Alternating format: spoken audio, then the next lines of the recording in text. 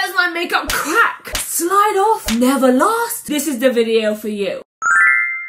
My evening and morning skincare routine is completely different to the skincare routine that I do when I apply my makeup. When I'm applying makeup, I have to really think about the texture of the skincare products for my makeup to sit on top. In this video, I'm going to be covering all of these topics, and I'm going to leave timestamps down below so you can skip along in this video if you want to. But by the end of this video, you are going to know exactly the reason why makeup artists always say that skin prep is the most important step of your makeup routine. So I used to be a makeup artist for 6 years, and the first thing that I had to learn is about different skin types. Depending on your skin type, you might have to prep your skin differently. For me, I have combination oily skin, okay, which is probably the worst combination because I have a little bit of everything. I feel like a lot of people are in the same boat with me, where they have an oily T-zone where everything kind of slips and slides, and then when it comes to your cheeks and even your chin, things might get dry, things might crack, your makeup might settle in your fine lines. I feel you, girl.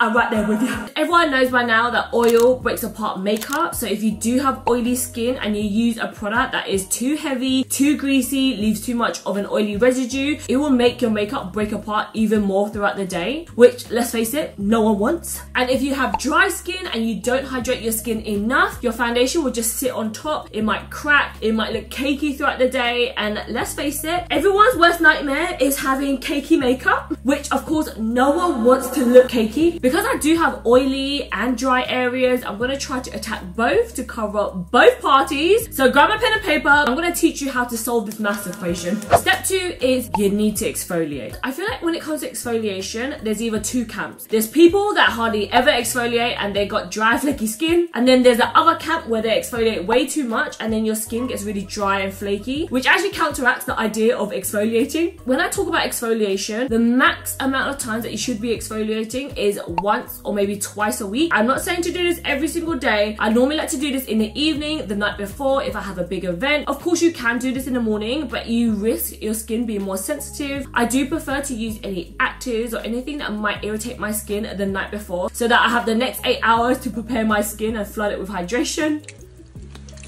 Hello. Let me just tell you, the enemy of a smooth foundation base is skin texture. That's why exfoliation is so important, to get rid of any dry, flaky skin. It also helps unclog your pores. So if you do have skin texture, exfoliation is the way to go. You just have to be careful not to over exfoliate your skin. There are so many ways that you can exfoliate your skin. You can go and get a chemical peel. You can use those physical exfoliants. If you do prefer physical exfoliants, I always suggest to use something with rice enzymes. They are much more gentle on the skin instead of using harsh scrubs like an apricot scrub. This one from Dermalogica is a crowd favorite. I think it's like their hero product. A lot of people swear by this. They do say that you can use this every single day, but honestly for me, I do not suggest it. I recommend to use this like max every 3 days, okay, like twice a week max. Anything that's gonna like strip your skin, anything that might take away the moisture from your skin, you're always gonna be compromising your skin barrier. So the microfoliant starts off as a powder and you just add a bit of water. This will help lightly exfoliate the top layers of your skin without stripping your skin too much. This doesn't have any harsh scrubs, which is what you don't want because you don't want to break apart your capillaries. The rice enzymes will just eat away at the dead skin cells. My personal favorite is using more of a chemical exfoliant, so this would use something like an AHA or a glycolic acid. This one from Fenty is my favorite. This is their pre-show glow. I actually used a whole one up and I got a new one to feature in this video. It comes with this little towel and this little product here. This product is small but mighty. Do not overuse this product because it's basically like a chemical peel that you can do at home. But if I have a big event, this is amazing the night before. You basically just want to wet this little towel, add a few drops. The main areas you want to focus on is the nose. This is the area where people get the crustiest. You get a lot of blackheads and excess sebum here. So this is the part that I really focus on. Corners of the nose. I also like to go in the chin. Any areas that you have a lot of skin texture, this product is perfect. This towel has a little bit of texture, so you're really able to loosen any dead skin cells. Now let's just go and rinse this treatment off. You should be able to feel just how much smoother your skin is, and you just know your foundation is going to glide on. Now we need to focus on hydration. The most common mistake that I see a lot of people make now is that they slather on their moisturizer, maybe put on a primer, and they call that skin prep. If you have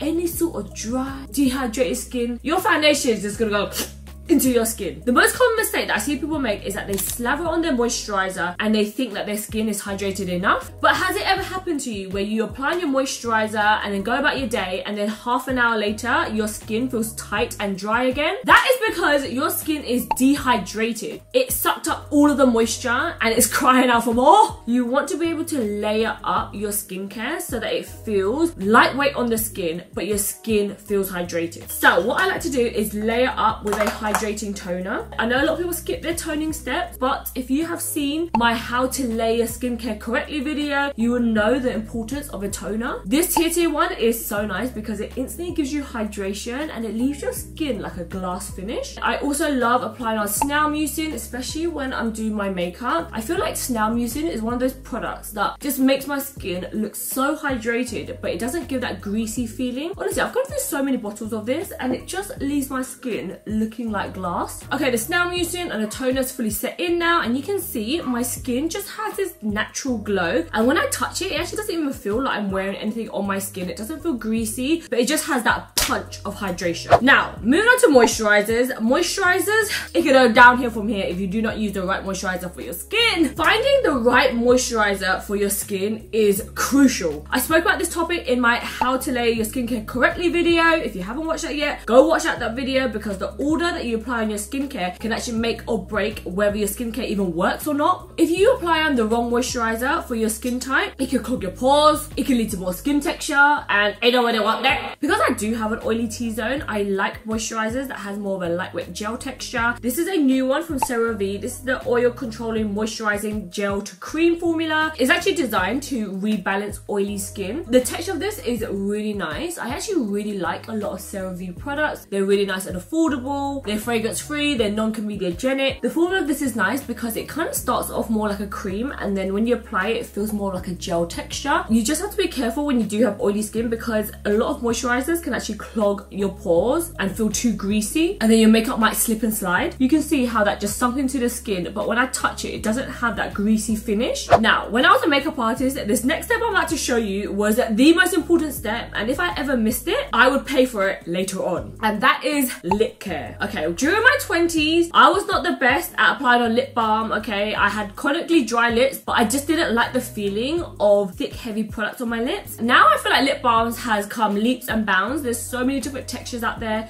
This one is my favorite at the moment. It's from a brand called Tocabo. The packaging is so freaking cute. It's like a honey pot. I like lip balms that has a thicker, more mask-like texture. Anything that's too thin, I feel like it actually makes my lips dry out even more. But this product, I slather this on at night time, and even in the morning, my lips are still moisturized. I like to slather on a lot because later on in my makeup routine, when it comes to doing my lips, all of that dry, dead, flaky skin is gonna go all soft and just roll off on a bit of tissue. Do not skip this step, because you will really notice if you go on later and you want to put on a liquid lip. Girl, God bless your soul if you have some dry, flaky lips, okay? By doing this step, you are gonna be able to apply on any lip product, and your lip product is just gonna glide on. Okay, let's talk about primers. Primer is actually a very controversial topic in the makeup artist industry. I feel like a lot of makeup artists are either split. Some makeup artists think that it's really gimmicky and it's just like another step that you don't need, but some makeup artists swear by them. For me, I'm kind of in the middle. I do feel like if you prep your skin well enough, you don't necessarily need a primer. However, primers are good to target certain skin concerns. So for me, I have a lot of open pores, I have a lot of skin texture, so I want a product that's gonna smooth everything out, maybe help control oil. This is the Numbuzin No. 3 Velvet Beauty Cream. The texture of this is really nice because it has more like a smoothing effect, but it doesn't dry out the skin, which is the most important part. If you're really oily, you can get primers that actually help suck and hold in the oil from your skin. This one from One Size Beauty is really nice. You have to be very careful with this. If you use too much, your makeup will actually crumble. If you do have more dry or dehydrated skin, you might want to go in with a primer like this. This one from e.l.f. leaves more of like a tacky, glowy finish to your skin. Skin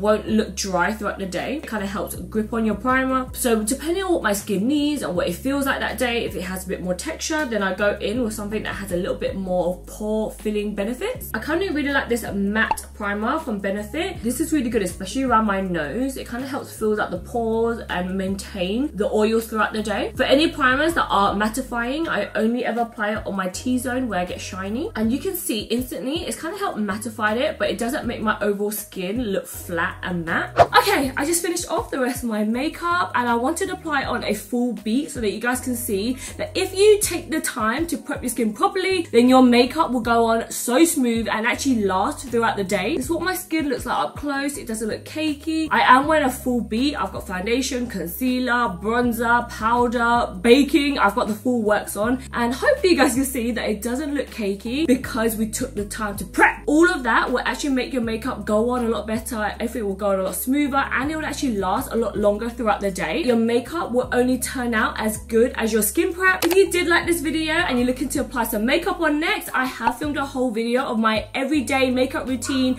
my no makeup, my clean girl makeup, but I'm actually thinking to film like a full glam beat. You guys know I am the queen of a full coverage glam, so if you guys want me to film that video next, give this video a thumbs up and make sure you subscribe. I love you guys so much and I'll see you guys in next week's video. Bye.